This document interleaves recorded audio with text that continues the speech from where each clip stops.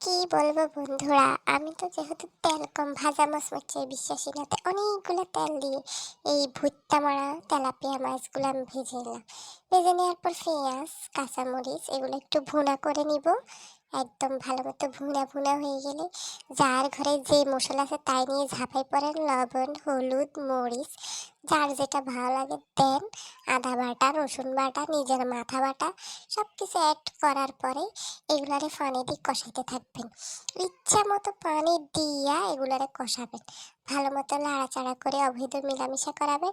এরপরে পেঁয়াজ পাতা সস্তা দিয়ে দিলাম কতগুলো বেঁধে বস্তা।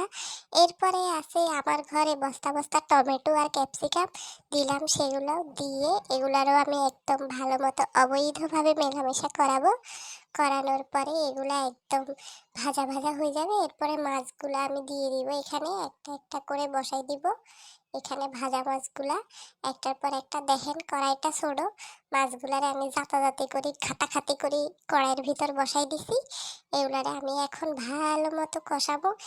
দেখেন ফাইনাল লুক, খাটাখাটির মধ্যেও কি সুন্দর করে আমার মাছগুলা রান্না হয়ে গেছে। আহা হা, দেখতেই তো কি সুন্দর লাগতেছে, খাইতেও অনেক মজা হয়েছে। আপনারাও ইচ্ছা করে এভাবে রাঁধে খেতে পারেন। টাটা, শেষ।